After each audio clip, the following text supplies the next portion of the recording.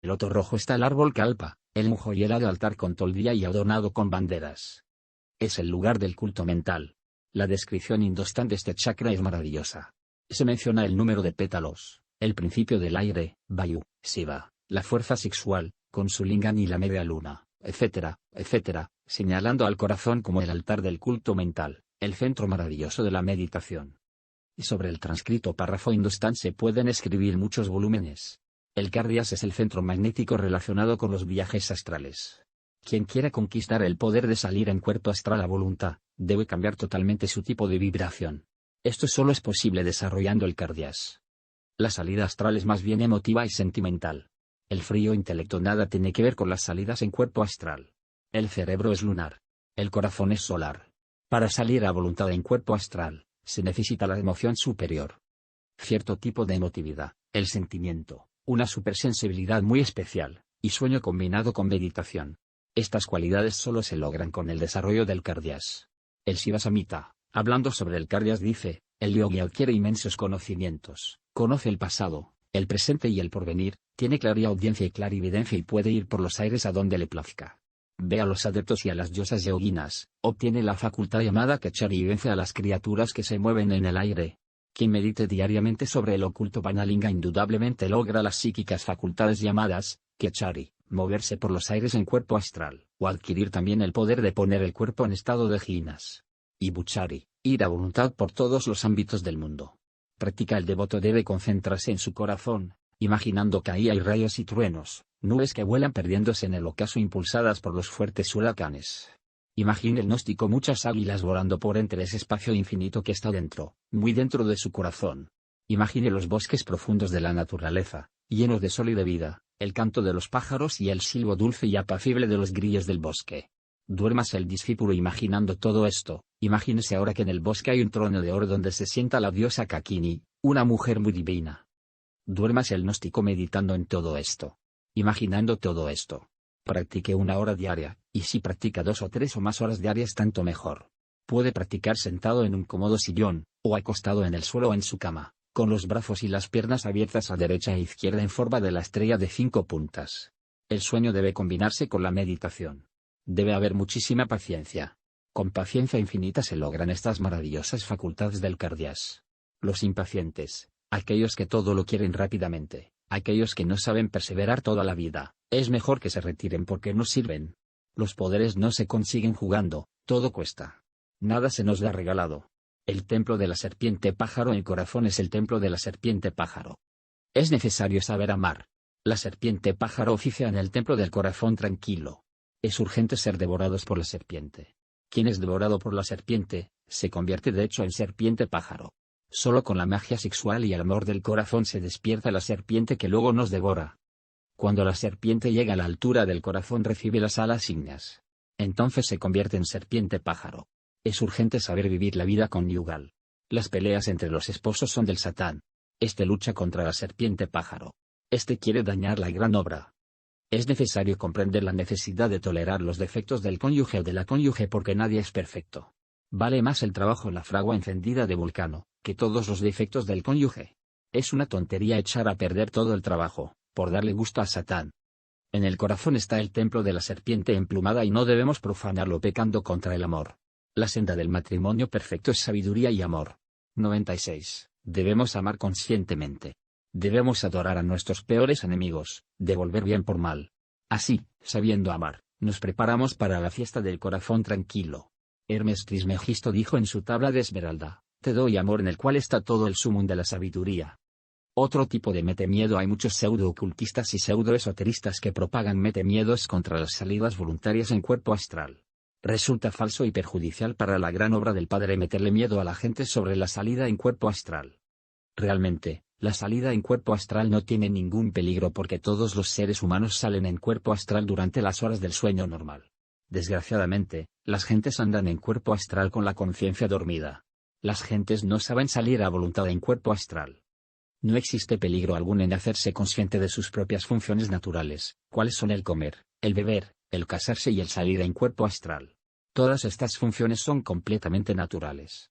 Si la salida en cuerpo astral fuera peligrosa, como lo afirman los propagadores de metemiedos, ya no habría gente viviendo sobre la Tierra. porque todo el mundo sale en cuerpo astral, y lo que es peor, con la conciencia dormida, y sin embargo nada pasa. Entonces, ¿qué? Actualmente el planeta Mercurio está saliendo de una noche cósmica. Conforme vaya saliendo de su estado de reposo, las jerarquías de dicho planeta se irán haciendo más y más activas. Los señores de Mercurio se proponen enseñarle a los habitantes de la Tierra, en forma práctica, el arte de entrar y salir del cuerpo físico a voluntad. En un futuro todo ser humano debe salir conscientemente en cuerpo astral. Esta es, pues, una ley de la naturaleza. Un mandamiento cósmico y todo lo que se oponga contra esa ley es delito. Realmente, los propagadores de este tipo de metemiedos actúan inconscientemente como magos negros cuando propagan este género especial de metemiedos. El objetivo especial del espíritu universal de vida es hacerse autoconsciente en todas las dimensiones del espacio. En principio, el espíritu universal de vida no se conoce a sí mismo. Es feliz, pero no tiene conciencia de su propia felicidad. La felicidad sin conciencia de sí misma no es felicidad. El espíritu universal de vida desciende hasta la materia para hacer conciencia de sí mismo. La gran realidad surge de su propio seno en la aurora de todo universo y se contempla a sí misma en el espejo viviente de la naturaleza. Así es como llega a conocerse a sí misma. De este modo se crea una actividad mental vibratoria, por medio de la cual la gran realidad contempla sus imágenes infinitas en el escenario cósmico. Esta actividad, que saliendo de la periferia se dirige al centro, es llamada mente universal. Todos vivimos sumergidos entre el océano infinito de la mente universal. La actividad intelectual de la mente universal dimana de una fuerza centrípeta. A toda acción sigue una reacción. La fuerza centrípeta, al hallar en el centro su resistencia, es lógico que reacciona y crea una actividad centrífuga llamada alma cósmica. Esta alma vibratoria resulta ser un mediador entre el centro y la periferia, entre el espíritu universal de vida y la materia, entre la gran realidad y sus imágenes cósmicas. El gran maestro Paracelso dijo: el alma es el producto de la acción centrífuga de la actividad universal impelida por la acción centrípeta de la imaginación del universo. Actualmente el ser humano solo tiene, dentro de su fantasma astral, un embrión de alma, pero este embrión debe vigorizarse y autodespertar. El despertar de la conciencia cósmica en el hombre es el acontecimiento más grandioso del universo. En estos instantes la Gran Logia Blanca está intensamente preocupada por el despertar de la conciencia humana. Los adeptos luchan intensamente enseñando al ser humano a salir en cuerpo astral a voluntad. Ellos quieren que la gente despierte y todo lo que vaya contra esta gran ley es un delito. Todo el objetivo del descenso del espíritu a la materia es crear alma y hacerse autoconsciente de sí mismo. Cuando dirigimos el poder mental al interior de nuestro propio centro íntimo, la resistencia que hallaremos internamente causará su reacción, y cuanto más vigorosa sea la fuerza centrípeta que apliquemos, más vigorosa será también la fuerza centrífuga resultante. Así fabricamos alma. Así se vigoriza el embrión de alma, y al fin un día, cuando ya hayamos nacido como serpientes pájaros, nos 97, absorberemos y asimilaremos totalmente, dentro de nuestro cuerpo astral, la totalidad del alma. El despertar de la conciencia es urgente. Quien aprende a salir en cuerpo astral a voluntad, puede estudiar a los pies de los grandes maestros de sabiduría. En el mundo astral encontramos a nuestro gurú, el cual nos instruirá en los grandes misterios. Necesitamos abandonar el miedo para tener la dicha de visitar los campos del paraíso. Necesitamos dejar el miedo para tener la dicha de entrar en los templos del país de la luz dorada. Allí nos sentaremos a los pies de los grandes maestros de la Logia Blanca. Allí nos fortaleceremos para la dura senda. Es necesario fortalecernos en el camino, tomar descanso, recibir instrucción directa de labios de nuestro gurú. Él, como Padre amoroso, siempre nos aguarda en cuerpo astral para consolarnos. Los adeptos son verdaderas serpientes voladoras. Capítulo 24. El Egipto secreto. Allá en el viejo Egipto, en el país asoleado de Kem, existieron los grandes misterios de la gnosis. Entonces, quien ingresaba a los colegios iniciáticos, después de haberse sometido a las pruebas más difíciles, recibía de labios a oído el secreto terrible del gran arcano, la clave de la magia sexual.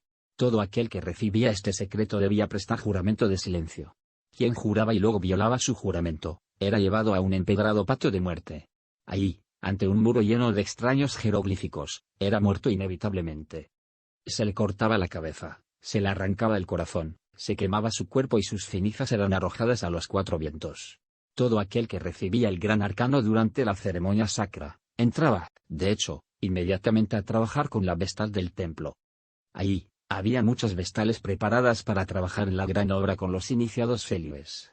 Los iniciados casados practicaban en sus casas con sus esposas sacerdotisas. Las vestales eran divinamente preparadas para el sacerdocio del amor. Ellas tenían grandes maestras que las preparaban, y estaban sometidas a grandes ordalías y penitencias. Propiamente esas fueron las prostitutas sagradas de que hablan muchos autores. Hoy en día sería imposible tener en los lumiciales vestales de este tipo. El mundo se ha corrompido tanto, que el resultado sería ayudar a corromper lo que ya está corrompido. Nos convertimos de hecho en cómplices abyectos del delito. Todos aquellos iniciados célibes que resplandecieron en la historia de los siglos, practicaron magia sexual dentro de las pirámides con dichos vestales. Jesús tuvo también que practicar magia sexual en la pirámide de Kefren. Ahí recapituló todas sus iniciaciones. Muchos se escandalizarán con esta afirmación nuestra. A estos puritanos no los podemos criticar. Realmente son los curas católicos quienes deshumanizaron a Jesús. Desgraciadamente, eso se ha quedado tan grabado en la mente de la gente, que hasta los ocultistas siguen con la falsa idea de un Jesús castrado, mutilado. La realidad es que Jesús fue todo un hombre en el sentido más completo de la palabra. Todo un hombre. En la masonería oculta del viejo Egipto de los faraones existieron 3 grados fundamentales: aprendices, compañeros y maestros. Estos 3 grados están relacionados con las fuerzas etéreas que fluyen a través y alrededor de la espina dorsal de cada ser humano. La señora Blavatsky dice de ellas, en la doctrina secreta, lo siguiente: la escuela transhimalayica sitúa el Sushumna, el sitio principal de estos 3 nadis, en el tubo o conducto céntrico de la médula espinal, y el Ida y el Pingala, los 2 testigos del Apocalipsis, en sus costados izquierdo y derecho respectivamente. El Ida y el Pingala son sencillamente el sostenido y el bemol de la nota fa de la naturaleza humana que, cuando debidamente pulsada, despierta a los centinelas de ambos lados, el manos espiritual y el kamas físico, subyuga lo inferior por medio de lo superior. El puro akasa pasa hacia Sushumna, canal medular. Sus 2 aspectos fluyen de Ida y Pingala, el par de cordones simpáticos que se enroscan en la médula espinal. Estos son los 3 aires vitales simbolizados en el hilo brahmánico, y están gobernados por la voluntad. 98. La voluntad y el deseo son los aspectos superior e inferior de una misma cosa. De aquí la importancia de purificar los canales. De estos 3 se establece una circulación que del canal céntrico penetra en todo el cuerpo. Ida y Pingala actúan en la curvada pared de la columna vertebral en que está Sushumna, el canal medular. Son semimateriales, positivo y negativo, sol y luna, y ponen en acción la libre y espiritual corriente ígnea de Sushumna. Cada uno tiene su peculiar sendero, pues de lo contrario irradiarían sobre todo el cuerpo. En aquel viejo Egipto elemental, que creció y maduró bajo las protectoras alas de la esfinge elemental de la naturaleza, la ceremonia de iniciación era algo terriblemente divino. Cuando el venerable maestro esgrimía la espada en el acto de admisión, los canales de Ida y Pingala, los 2 testigos, y el canal de Sushumna, junto con las fuerzas que por ellos circulan, recibían un tremendo estímulo. En el primer grado, este estímulo solo afecta a la corriente femenina lunar de Ida, en el segundo grado a Pingala, la corriente masculina, y en el tercero, recibía el estímulo la ígnea corriente del Kundalini que fluye ardiente por el canal medular de Sushumna. Con este tercer grado quedaba despierto el Kundalini. Aclaramos que estos 3 estímulos estaban correlacionados con el trabajo de la magia sexual que el iniciado realizaba con la vestal del templo. Inútil resultaría tal estímulo si el candidato fuese fornicario. Esto es para gente que está practicando magia sexual intensamente. Ida sale de la base de la espina dorsal, a la izquierda del Sushumna y el Pingala de la derecha. En la mujer están invertidas estas posiciones. Las líneas terminan en la médula oblongada. Todo esto se halla simbolizado en el caduceo de Mercurio con sus 2 alas abiertas. Estas 2 alas del caduceo de Mercurio significan el poder viajar en cuerpo astral, el poder para viajar en cuerpo mental, el poder para viajar en los vehículos causal, conscientivo y espiritual. El fuego le concede a todos aquellos que siguen la senda del filo de la navaja, el poder de salir del cuerpo físico a voluntad. El Kundalini tiene el poder de despertarle la conciencia al ser humano. Con el fuego quedamos absolutamente despiertos en los mundos superiores. Todos aquellos que despertaron en los mundos superiores, viven durante las horas del sueño absolutamente conscientes fuera del cuerpo físico. Quienes despiertan la conciencia ya no vuelven a soñar jamás. Se convierten de hecho y con derecho, en ciudadanos absolutamente conscientes en los mundos superiores. Estos trabajan con la logia blanca mientras su cuerpo físico duerme. Estos son colaboradores de la Gran Fraternidad Universal Blanca. Aclaramos, Ida y Pingala no son físicos. Ningún médico podría encontrarlos con el bisturí. Ida y Pingala son semietéricos, semifísicos. Los grandes misterios del viejo Egipto, así como también los misterios de México, Yucatán, Eleusis, Jerusalén, Mitra, Xaimotracia, etc., etc., están todos en íntima correlación y son de hecho absolutamente sexuales. Pedid y se os dará. Golpea y se os abrirá. Los grandes iniciados siempre responden. Los guardianes de la esfinge elemental de la naturaleza, siempre responden. Todo aquel que practica la magia sexual debe pedir el fuego. Rogad a los guardianes de la esfinge, invocad al dios Agni. Este dios restaura el poder ígneo de cada uno de los 7 cuerpos. 5 son las grandes iniciaciones del fuego sagrado. La primera significa la salida de aquel que entró ya en la corriente que conduce al nirvana. La quinta, significa la entrada en el templo erigido en la cumbre de la montaña. Con la primera salimos del triado camino, con la quinta entramos en el templo secreto. Capítulo 25. La fatalidad. Cuando llegó la Edad Negra se cerraron los colegios iniciáticos. Esa fue la fatalidad. Desde entonces, las grandes logias negras que nacieron entre las tinieblas arcaicas de los antiguos tiempos, se hicieron de hecho más activas. El límite de la luz son las tinieblas. Junto a todo templo de luz existe otro de tinieblas, y donde la luz brilla más claro, las tinieblas se hacen más espesas. 99. Los colegios iniciáticos de Egipto, Grecia, India, China, México, Yucatán, Perú, Troya, Roma, Cartago, Caldea, etcétera, etcétera, tuvieron sus antípodas peligrosas, sus fatales antítesis, escuelas tenebrosas de magia negra, sombras fatales de la luz. Esas escuelas de magia negra constituyen la sombra de los colegios iniciáticos. Cuando se cerraron dichos colegios, esas escuelas fatales se hicieron activísimas. No es extraño hallar entre esos santos de la logia negra, términos, ciencias y rituales semejantes a aquellos que se usaron en los colegios iniciáticos. Esto confunde a los devotos de la senda.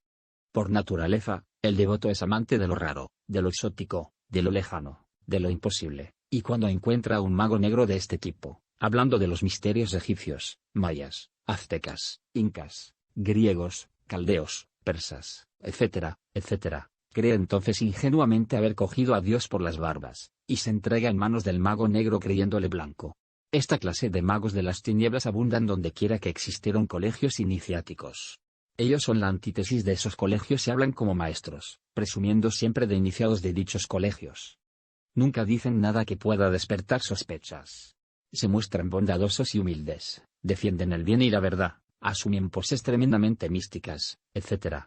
En semejantes condiciones es claro que el devoto ingenuo e inexperto abandona la senda del filo de la navaja y se entrega de lleno en manos de esos lobos vestidos con piel de oveja. Esa es la fatalidad. Esas escuelas de magia negra abundan por todas partes. Recordemos a la secta disidente de los mayas. Sus adeptos fueron expulsados de la logia blanca maya. Son magos negros. Dicha escuela se halla establecida entre Yucatán y Guatemala. Actualmente esta escuela de magia negra maya tiene agentes activos en México y Guatemala. Empero, ¿quién se atrevería a dudar de esos tenebrosos que se dicen príncipes mayas y grandes sacerdotes? Esos señores todavía hablan con mucha reverencia de Teotl, Dios supremo, creador y mantenedor del mundo. Se extasían recordando a Bacabes, la Trinidad maya, y a Camaxtle, castigador de los malos, etc. Resultan estas circunstancias muy difícil descubrir a semejantes tenebrosos. Cuando el devoto se les entrega, entonces lo llevan a sus templos donde lo inician. Es claro que el devoto se hace mago negro en la forma más ingenua. Un devoto en estas circunstancias jamás aceptaría que se le calificase de mago negro. El abismo está lleno de equivocados sinceros y de gentes de muy buenas intenciones. Así, tanto a orillas del Nilo, como en la tierra sagrada de los Vedas, aparecen muchos tenebrosos de este tipo. Realmente ellos ahora están muy activos, luchando por engrosar sus filas. Si el estudiante quiere una clave para descubrir a estos personajes de la sombra, nosotros se la damos con mucho gusto. Habladle al personaje de la magia sexual blanca sin derramamiento de semen. Mencionadle la castidad científica, decidle que tú jamás derramas tu semen, esa es la clave. Podéis estar seguro de que si el personaje sospechoso es realmente mago negro, tratará por todos los medios de convenceros de que la magia sexual es dañosa para la salud, que es perjudicial, y os insinuará la idea de derramar el semen. Cuidaos, buen discípulo, de esta clase de sujetos que os aconsejan derramar el vaso de Hermes. Esos son magos negros. No os dejéis seducir por sus dulces palabras ni por sus exóticos modales, ni por los raros nombres. Todo devoto que derrame el vaso de Hermes cae en el abismo de la fatalidad, inevitablemente. Sed vigilante. Recordad que la senda del matrimonio perfecto es la senda del filo de la navaja. Esta senda está llena de peligros por dentro y por fuera. Muchos son los que comienzan, pero es muy difícil hallar a alguien que no se salga de la senda. Me viene a la memoria el caso de un iniciado del tiempo del conde Cagliostro. Dicho estudiante practicó magia sexual intensamente con su esposa, y como es natural, adquirió grados, poderes, iniciaciones, etc. Todo andaba muy bien hasta el día en que tuvo la debilidad de contarle a un amigo ocultista también sus asuntos íntimos. El tal amigo se escandalizó y, armado de grande erudición, le aconsejó al iniciado abandonar la práctica de magia sexual sin eyaculación del semen. Las enseñanzas del equivocado amigo extraviaron al iniciado. Desde entonces, este se dedicó a practicar magia sexual derramando el vaso de Hermes. El resultado fue desastroso. El kundalini del iniciado descendió hasta el centro magnético del coxis. Se perdieron grados y poderes, espada y capa, túnicas y mandos sagrados. Esto fue un verdadero desastre. Esta fue la fatalidad. 100. Es bueno saber que a los magos negros les encanta fortificar la mente. Aseguran estos que solo por la mente se puede el hombre parecer a Dios. Los magos de las tinieblas odian mortalmente la castidad. Se encuentran por millones los devotos de la senda que abandonaron el camino del matrimonio perfecto para hacerse discípulos de la logia negra. Sucede que a los devotos del ocultismo les atrae lo raro, lo novedoso y misterioso, y cuando encuentran a un mago de estos raros, inmediatamente se entregan en sus manos como cualquier vulgar prostituta de la mente. Esa es la fatalidad. Quien quiera nacer como ángel cósmico, quien quiera de veras convertirse en un ángel con poderes sobre el fuego, el aire, las aguas y la tierra, quien quiera convertirse en un dios, tiene de hecho que no dejarse atrapar de todas esas peligrosas tentaciones. Es muy difícil hallar personas que sean tan firmes y constantes como para no abandonar jamás la senda del matrimonio perfecto. El ser humano es demasiado débil. Esa es la fatalidad. Muchos son los llamados y pocos los escogidos. Con que logremos que unos pocos seres se eleven al estado angélico nos damos por satisfechos. El amor, único camino de salvación. Los enemigos del amor se llaman fornicarios. Estos confunden al amor con el deseo. Todo mago que enseña la eyaculación del semen, es mago negro. Toda persona que derrame el licor seminal, es fornicaria. Es imposible llegar a la autorrealización íntima, mientras no se mate al deseo animal. Aquellos que derraman el vaso de Hermes son incapaces de amar. El amor y el deseo son incompatibles. Quien derrama el vaso de Hermes es víctima del deseo animal. El amor es incompatible con el deseo y la fornicación. El sufismo, lo más inefable del misticismo mahometano, es el sufismo persa. Este tiene el mérito de luchar contra el materialismo y el fanatismo, así como contra la interpretación a la letra muerta del Corán. Los sufis interpretan el Corán desde el punto de vista esotérico, así como nosotros los gnósticos interpretamos el Nuevo Testamento. Lo que más desconcierta a los occidentales es la extraña y misteriosa mezcla de lo erótico con lo místico en la religiosidad oriental y en la mística sufí. La teología cristiana ha considerado a la carne como hostil al espíritu, pero en la religión musulmana, la carne y el espíritu son dos sustancias de una misma energía. Dos sustancias que se deben ayudar mutuamente. Esto solo lo entienden los que practican magia sexual positiva. En Oriente, la religión, la ciencia, el arte y la filosofía son enseñadas como lenguaje erótico y exquisitamente sexual. Mahoma se enamoró de Dios, dicen los místicos árabes. Escoge para ti nueva esposa cada primavera del año nuevo, porque el calendario del último año no es bueno, dice un poeta y filósofo persa. Quienes hayan estudiado cuidadosamente el Cantar de los Cantares, del sabio Salomón, encontrarán esa delicada mezcla de lo místico con lo erótico que tanto escandaliza a los infrasexuales. La religión verdadera no puede renunciar a lo erótico, porque sería su muerte.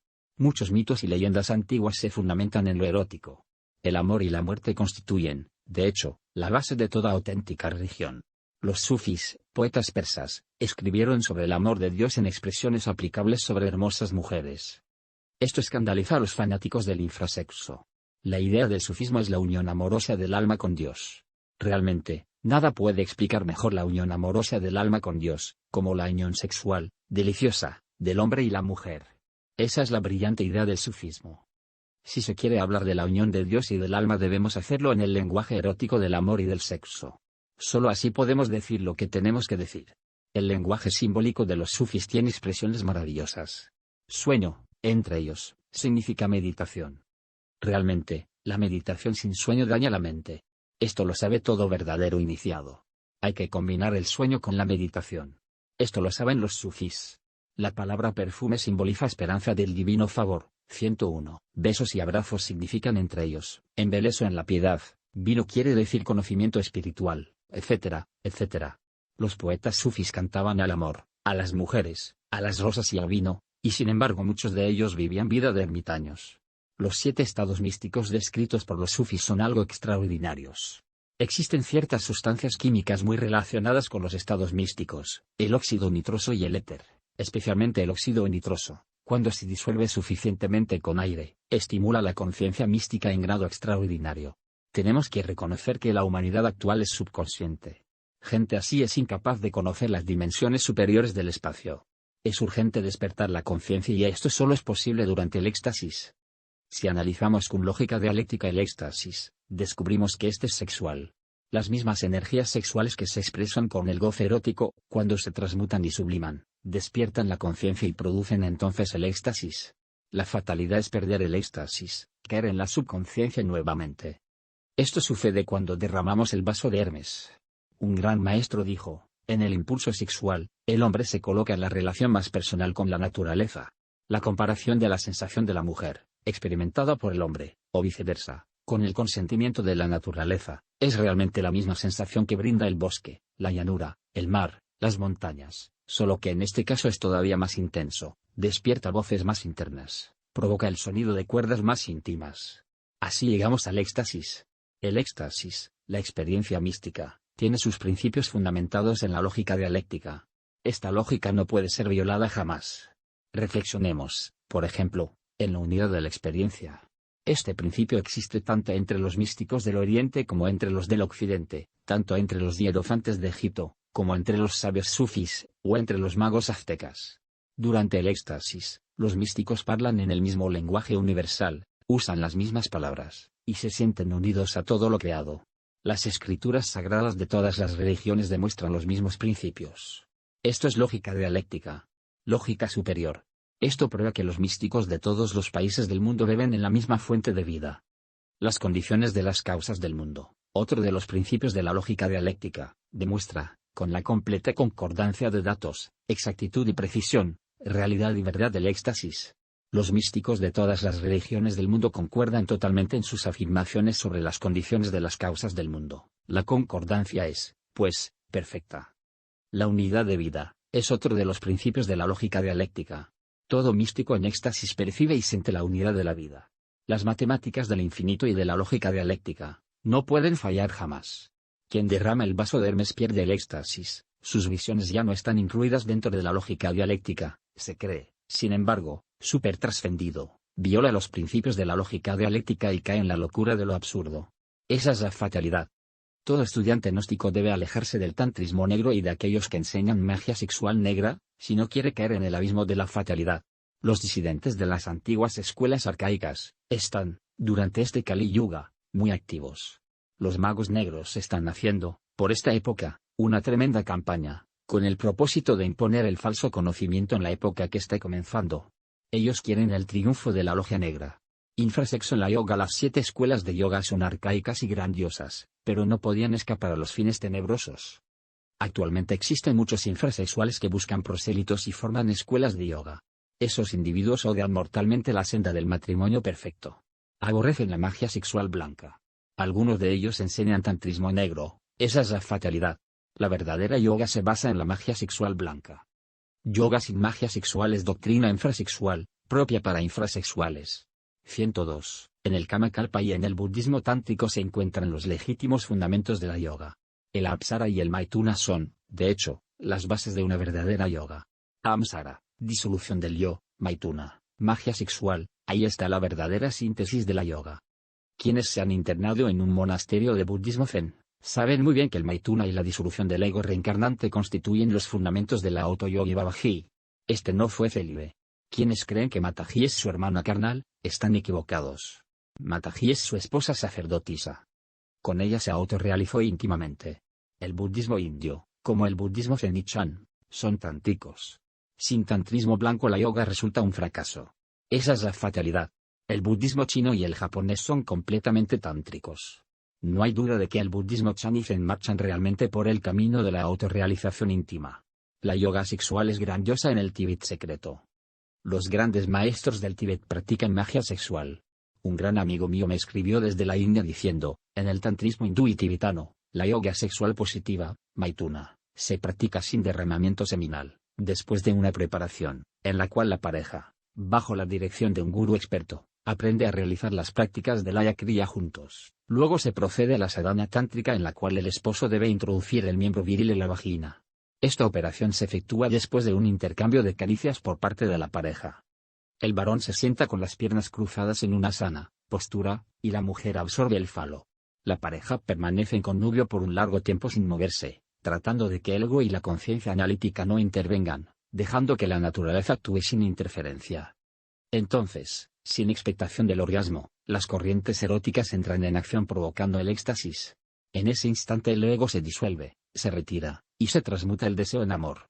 Intensas corrientes semejantes a las electromagnéticas, que producen estáticos efectos, recorren los cuerpos, una sensación de dicha inefable se posesiona de todo el organismo, y la pareja experimenta el éxtasis de amor y la comunión cósmica. Hasta aquí el relato de mi amigo cuyo nombre no menciono. Este relato lo oían los infrasexuales metidos dentro de la yoga. Estos quieren trabajar desde la yoga para aumentar los fanáticos del infrasexo. Esa es la fatalidad. La yoga sin magia sexual es como un jardín sin agua, o como un automóvil sin gasolina, o como un cuerpo sin sangre. Esa es la fatalidad. Magia azteca. En los patios empedrados de los aztecas, hombres y mujeres permanecían desnudos durante mucho tiempo, besándose y acariciándose mutuamente y practicando magia sexual. Cuando el iniciado cometía el crimen de derramar el vaso de Hermes, era entonces condenado a pena de muerte por haber profanado el templo. El delincuente era decapitado. Esa es la fatalidad. Capítulo 26. El totemismo. Los cerdos ignorantes del materialismo dialéctico critican el totemismo, y se ríen de él sin comprenderlo. Nosotros los gnósticos, comprendemos la grandeza del totemismo, y sabemos que descansa su doctrina sobre los principios básicos del ocultismo. Los totemistas conocen a fondo la ley de reencarnación, así como las leyes que rigen la evolución de todas las especies vivientes. Ellos saben que el karma es la ley de causa y efecto. Ellos comprenden que todo lo que vive está sometido al karma. Los grandes iniciados totemistas, con sus poderes clarividentes, han investigado la vida íntima de todo lo creado, y sobre esas investigaciones científicas 103, sentaron sus principios doctrinarios, que los cerdos ignorantes del materialismo desconocen totalmente. Los totemistas saben científicamente que todo átomo mineral es el cuerpo físico de un elemental inteligente. Los totemistas saben que este elemental mineral evoluciona hasta convertirse luego en el ánima de una planta. Las ánimas de los vegetales son los elementales vegetales que Paracelso sabe manipular para sus curaciones. Con los vegetales se puede provocar tempestades y terremotos, con los vegetales podemos sanar los enfermos a distancia. Los elementales vegetales, como quiera que tienen desarrollado el kundalini porque jamás fornican, son omnipotentes. Los totemistas saben que los elementales vegetales evolucionando se convierten más tarde en elementales animales. Los grandes magos conocen la magia elemental animal y con los elementales animales suelen hacer maravillas.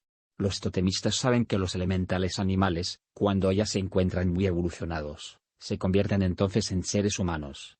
Todo elemental animal bien avanzado se reencarna en cuerpo humano.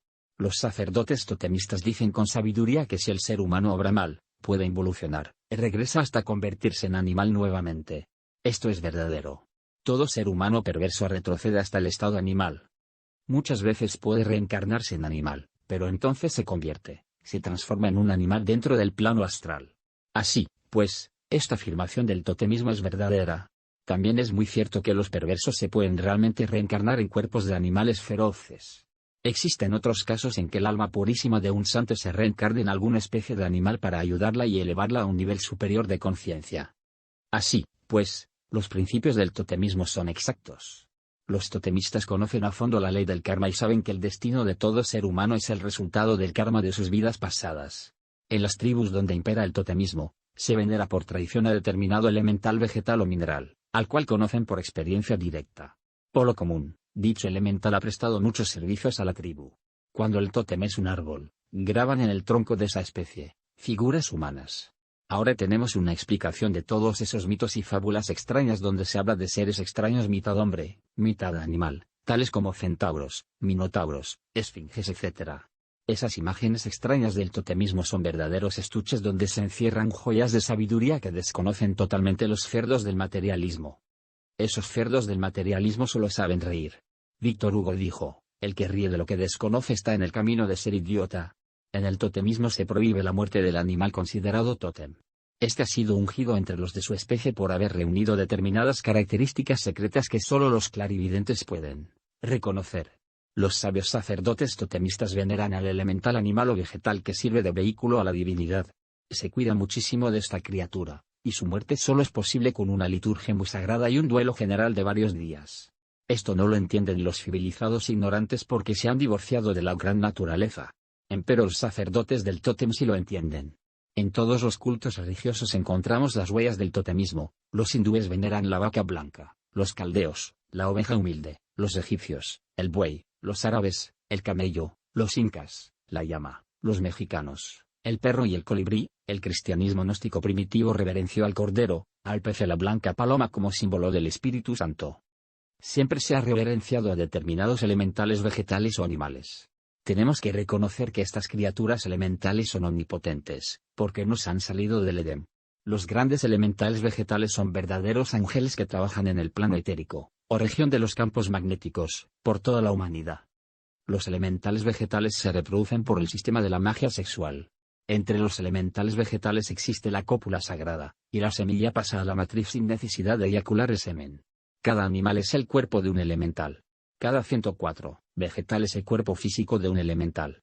Estos elementales son sagrados, y realizan maravillas en el Edén. Los más poderosos son venerados por el tótem. Cuando el ser humano aprende a reproducirse sin derramar el semen, penetra en el Edén. Allí conoce entonces a las criaturas elementales del tótem. Estas criaturas son inocentes. Los elementales animales son en sí inocentes. Algunos gastan torpemente el semen, pero como la chispa divina es todavía inocente, no puede ser culpada. Esa chispa todavía no se ha reencarnado, es una criatura que todavía no tiene autoconciencia propia, no ha tomado posesión de sus vehículos, retiene sus fuegos, solo su sombra, su ego en estado potencial, toma cuerpos. Más puro, más bello es el elemental vegetal. Este se reproduce como los dioses. Entre ellos existe el matrimonio perfecto. También hallamos el matrimonio perfecto entre los elementales minerales. Ellos se aman y se reproducen. Ellos tienen sus hijos, ellos tienen su idioma y sus costumbres, ellos no gastan el licor seminal, están completos, reúnen más perfecciones que los elementales animales, porque a diferencia de estos últimos ellos no gastan jamás su licor seminal. En el Edén viven dichosos los elementales. Todo aquel que sigue la senda del matrimonio perfecto entra de hecho en el Edén. Quien ha logrado el desarrollo completo del fuego sagrado entra de hecho en el Edén. El desarrollo completo del Kundalini nos permite visitar el Edén con el cuerpo etérico. El Edén es el plano etérico. Una región de color azul intenso, donde reina la felicidad. En el Edén viven aquellos que aprendieron a amar. Los dioses del tótem, los dioses existen y el cristianismo los venera con el nombre de ángeles, arcángeles, serafines, virtudes, tronos, etc., etc. Los cerdos ignorantes del materialismo creen que el hombre, por temor, creó a los dioses del fuego, del aire, de las aguas, de la tierra. Ese concepto de los ignorantes ilustrados del materialismo es totalmente falso. Pronto aparecerá una lente especial con la cual se podrá ver el aura, el cuerpo astral, el mundo astral, los hijos desencarnados y a los dioses del astral. Entonces todas las afirmaciones estúpidas de los ignorantes ilustrados caerán hechas polvo. El ser humano volverá a adorar y reverenciar a los dioses inefables. Estos existen desde antes que apareciera el mundo. Elementales. Paracelso dice que necesitamos enganchar los elementales de la naturaleza al carro de la ciencia para volar por los aires, cabalgando sobre el águila, caminar sobre las aguas, transportarnos a los sitios más lejanos de la Tierra en pocos instantes. Existen elementales que nos ayudan en los viajes astrales. Recordemos al elemental de aquel árbol conocido como borrachero, corneta de ángel, flor de noche, en distintos países. Dicho elemental puede sacar al ser humano en cuerpo astral. Basta que el estudiante gnóstico tenga siempre un árbol de estos en su casa. Es necesario ganarse el cariño del elemental del árbol. Por las noches, el estudiante gnóstico se concentrará en el elemental del árbol, vocalizará la sílaba Kam muchas veces y luego se adormecerá rogando al elemental del árbol que lo saque del cuerpo físico y lo lleve en cuerpo astral a cualquier remoto lugar del mundo, del cosmos infinito. Es seguro que el elemental vegetal ayudará a todos aquellos que de verdad sepan pedir con fe y amor. Este árbol es conocido como floripondio en el Perú, y gantón en Bolívar, Colombia. Muchas personas triunfan con estas prácticas inmediatamente porque son hipersensibles, en cambio hay personas que no son hipersensibles. Dichas personas necesitan practicar muchísimo para lograr la victoria. 105. Capítulo 27. Falismo sagrado. Toda religión tiene origen sexual. En África y Asia es corriente la adoración al lingam y el nipurenda. El budismo secreto es sexual. En budismo zen se enseña prácticamente la magia sexual. Buda enseñó magia sexual en secreto. Existen muchas divinidades fálicas. Shiva, Agni, Shakti en la India, son divinidades fálicas. Legba en África, Venus, Baco, Príapo y Dionisio en Grecia y Roma, fueron divinidades fálicas. Los judíos tenían dioses fálicos y bosques sagrados consagrados al culto sexual. A veces los sacerdotes de los cultos fálicos se dejaron caer miserablemente y cayeron en el desenfreno de las orgías bacanales.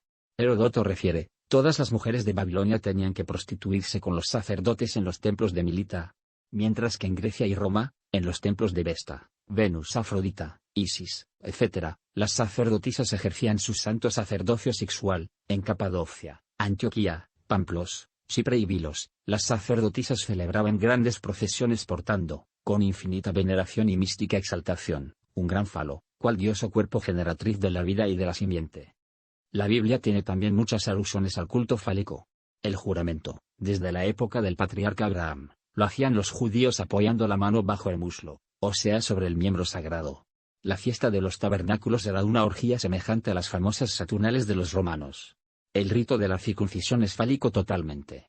La historia de todas las religiones está llena de símbolos y amuletos fálicos, tales como el mizpa hebreo, el poste de mayo cristiano, etc. En tiempos antiguos se veneró profundamente piedras sagradas de formas fálicas, a veces semejantes al miembro viril, otras veces semejantes a la vulva, piedras de pedernal y de sílice, que se tenían por sagradas, por cuanto con ellas producían el fuego, ocultamente desarrollado en la médula espinal de los sacerdotes paganos, como divino privilegio. En el cristianismo encontramos mucho falismo. La circuncisión de Jesús, la fiesta de los Reyes Magos, el Corpus Christi, etc., son fiestas fálicas heredadas de las santas religiones paganas. La paloma, símbolo del Espíritu Santo y de la voluptuosa Venus Afrodita, se la representa siempre como instrumento fálico que utilizó el Espíritu Santo para fecundar a la Virgen María. La misma palabra sacrosanto proviene de sacro, y por lo tanto es de origen fálico. El culto fálico es terriblemente divino. El culto fálico es tremendamente científico y profundamente filosófico. Ya viene la era ecuánea y entonces los mismos laboratorios descubrirán los principios energéticos y místicos del falo y del útero. Las glándulas sexuales están gobernadas por Urano, y encierran terribles fuerzas que la ciencia del laboratorio descubrirá en la nueva era. Entonces se reconocerá públicamente el valor científico de los cultos fálicos antiguos. Dentro de la semilla existe todo el potencial de la vida universal. La ciencia materialista actual no sabe sino criticar burlonamente lo que no conoce. En los patios empedrados de los templos aztecas, hombres y mujeres se unían sexualmente para despertar el kundalini. Ahí, las parejas permanecían meses y años enteros amándose y acariciándose y practicando magia sexual sin derramar el semen. Aquellos que llegaran a derramar el semen eran condenados a pena de muerte. Se les cortaba la cabeza con un hacha. Así pagaban el sacrilegio. En los misterios de Eleusis, el baile al desnudo y la magia sexual eran la base misma de los misterios. El falismo es la base de la realización a fondo. 106. Todas las principales herramientas de la masonería sirven para trabajar con la piedra.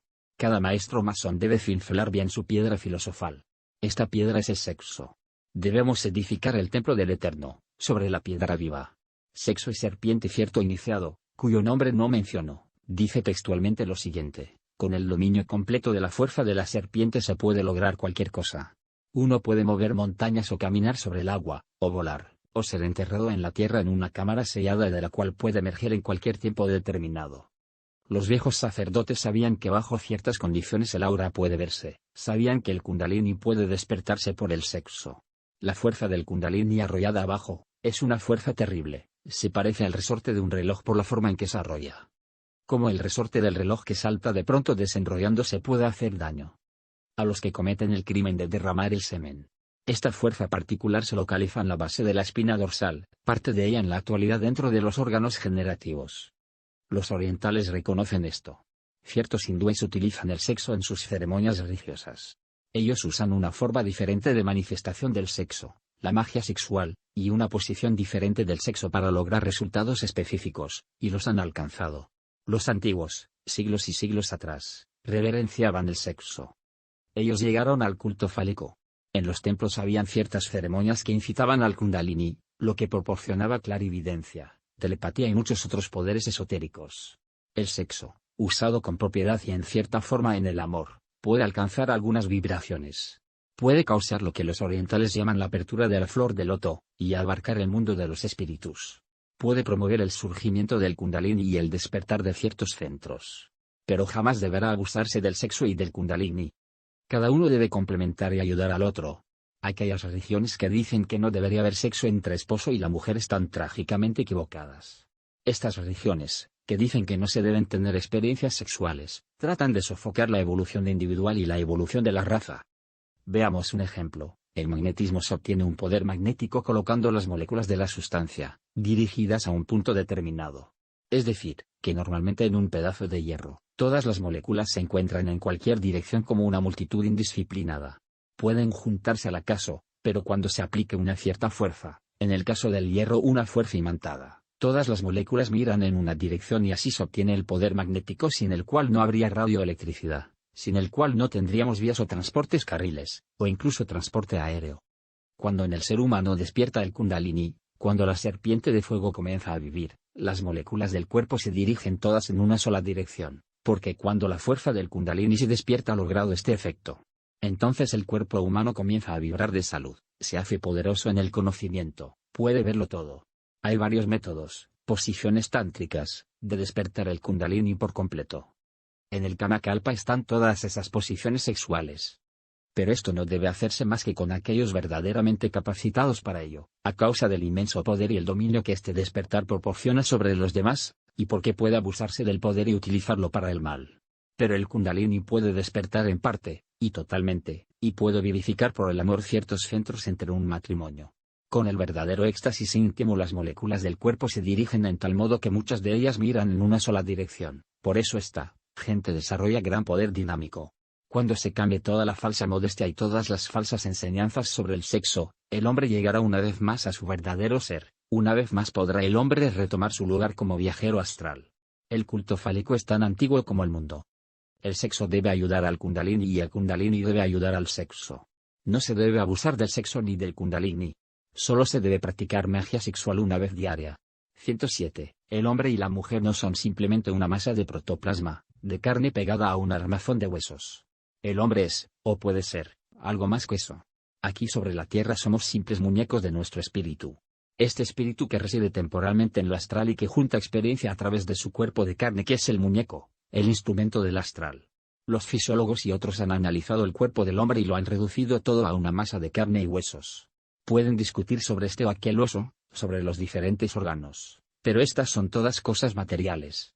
No han descubierto, ni tratado de descubrir las cosas más secretas, las cosas intangibles, las cosas que los indios, los chinos y los tibetanos conocían desde hace siglos y siglos antes de la cristiandad. La espina dorsal es, en verdad, de una estructura importantísima. Contiene la médula espinal, sin la cual queda uno paralizado, sin la cual es inútil como ser humano. Pero la espina dorsal es más importante que todo eso.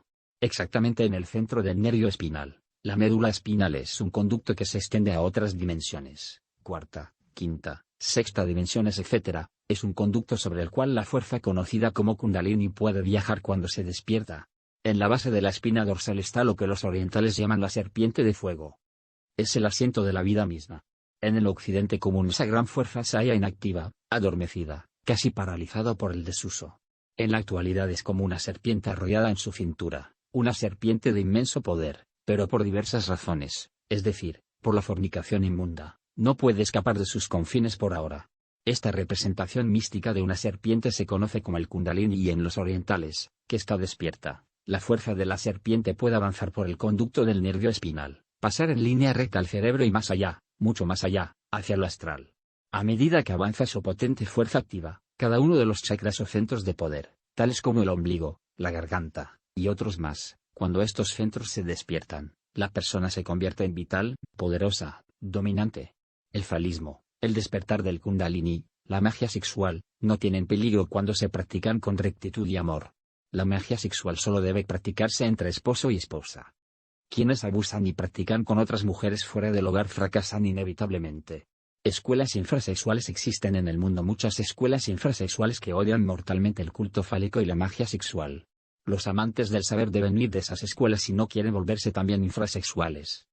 Es necesario recordar que el infrasexo odia al sexo normal y al suprasexo.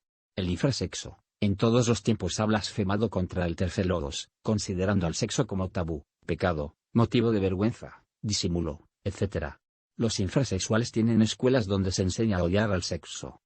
Los infrasexuales se autoconsideran mahatmas, hierofantes, etc.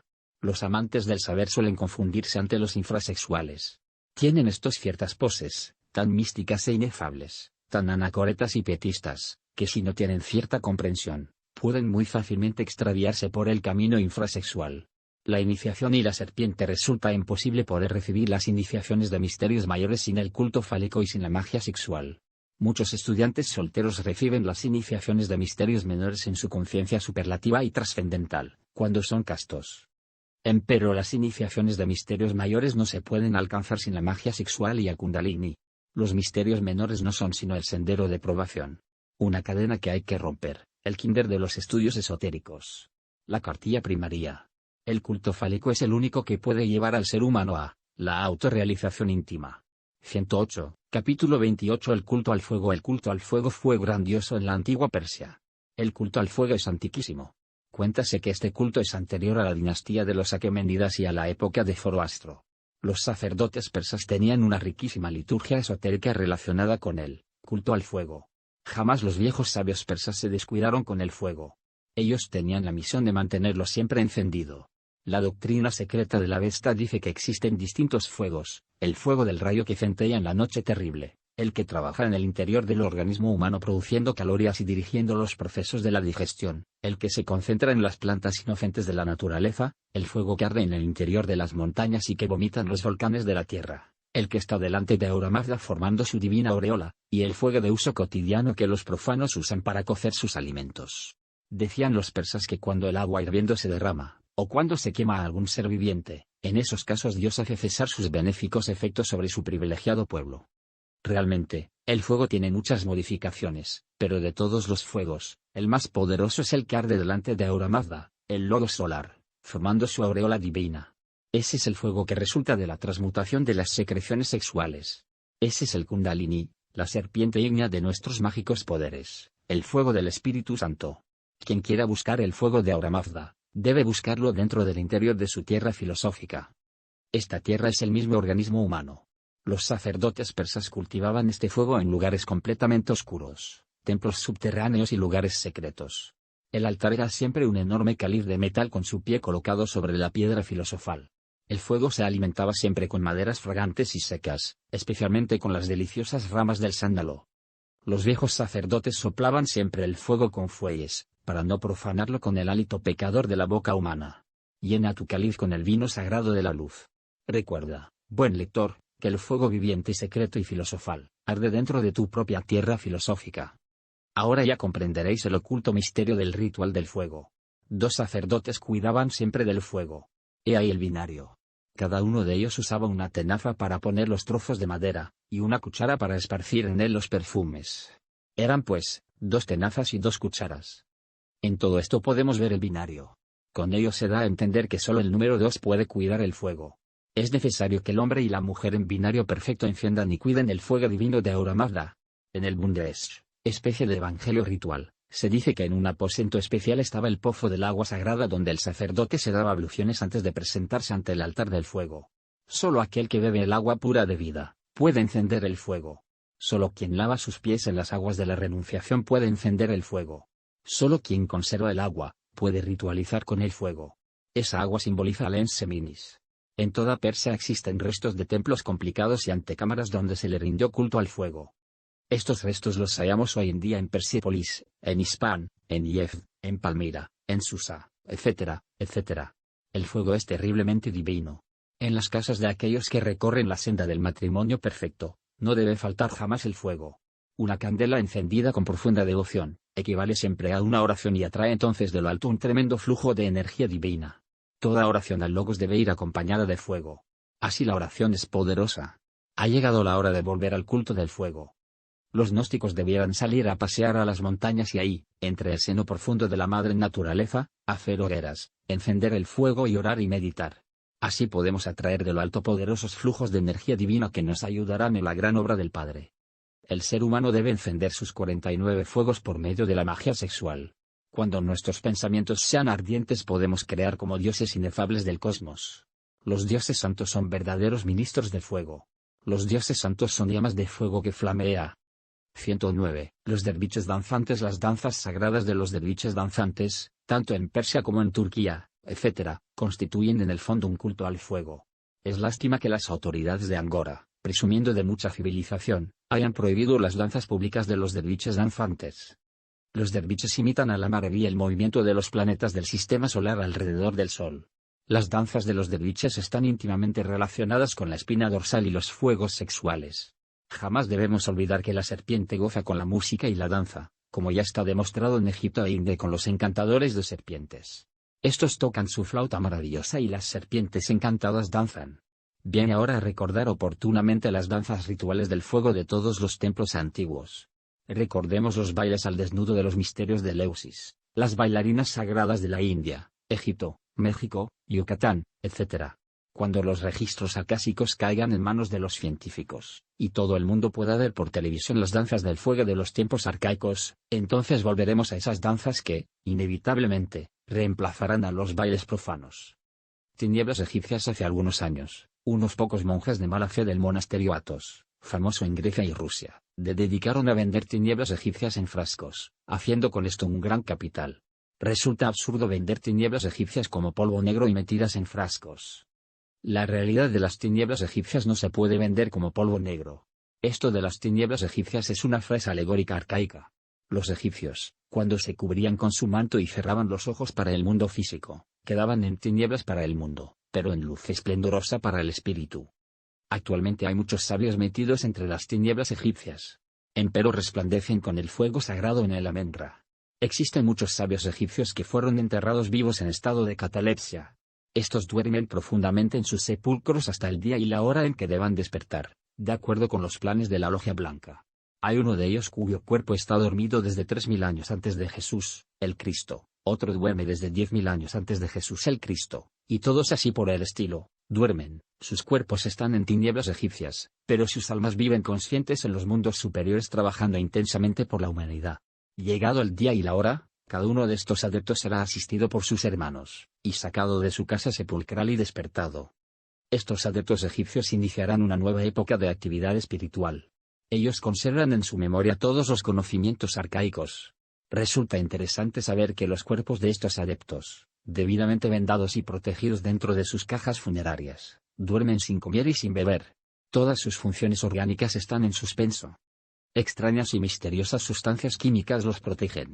Terribles guardianes elementales guardan sus sepulcros y ningún arqueólogo dará con ellos. Salir del sepulcro después de miles de años, conservarse sin comer ni beber durante tantos siglos, solo es posible con el culto al fuego, con el poder del fuego. Todos esos adeptos practicaron intensamente magia sexual. Solo la serpiente de fuego puede dar al adepto esta clase de poderes terribles. Yahvé en el Salón de los Recuerdos, el Ascasi, está escrita la historia de aquel ángel llamado Yahvé. Saturnino de Antioquía, el gran cabalista, dice que Yahvé es un ángel caído, el genio del mal, el diablo. Yahvé es un demonio terriblemente perverso. Yahvé es aquel demonio que tentó a Cristo en el desierto y que lo llevó a la montaña para decirle, Itababo, todos estos reinos del mundo serán tuyos si te arrodillas y me adoras. Yahvé llamó al pueblo judío mi pueblo predilecto. 110. Los judíos han confundido intencionalmente a Yahvé con el Señor Jehová. Yahvé fue un hierofante lemur. Yahvé tuvo su esposa sacerdotisa. Yahvé fue un ángel con cuerpo humano. El maestro Yahvé era un guerrero de la luz, un gran sacerdote del rayo de la fuerza y, debido a su alta dignidad sacerdotal, tuvo el derecho legítimo de usar casco y armadura, escudo y espada de metal de oro puro. La esposa sacerdotisa de Yahvé era a todas luces una dama adepto. En los tiempos arcaicos, las castas guerrera y sacerdotal se desenvolvía cada una por su parte independientemente. Empero, había sus excepciones, como en el caso de Yahvé, que era sacerdote y guerrero. En el ambiente lemur flotaban los lucíferes de la antigua tierra-luna. Estos buscaban prosélitos y los encontraron. Yahvé fue uno de sus prosélitos. Yahvé se hizo discípulo de esos tenebrosos sublunares y practicó magia sexual negra con derrame del vaso de Hermes. Esta es la ciencia de Bonfidupas de Capacete Rojo. El resultado fue la fatalidad. La serpiente ígnea abajo, descendió hacia los infiernos atómicos del hombre, y Yahvé se convirtió en un demonio terriblemente perverso. En el Ascasi está escrita esta historia. Yahvé se hizo miembro de un templo de tantrismo negro lemur. Su esposa sacerdotisa jamás aceptó magia sexual con derrame del vaso de Hermes. Yahvé se cayó con otra mujer. Resultaron inútiles los esfuerzos que Yahvé hiciera para convencer a su esposa sacerdotisa. Ella no quiso entrar al templo negro. Aquel matrimonio se acabó. La dama adepto no quiso entregarse por el camino negro. Ahora, esta dama adepto es un ángel inefable de los mundos superiores. El culto al fuego es muy delicado. Los dioses del fuego ayudan a proteger a todos aquellos que siguen la senda del matrimonio perfecto. Las edades del mundo, la división de la historia.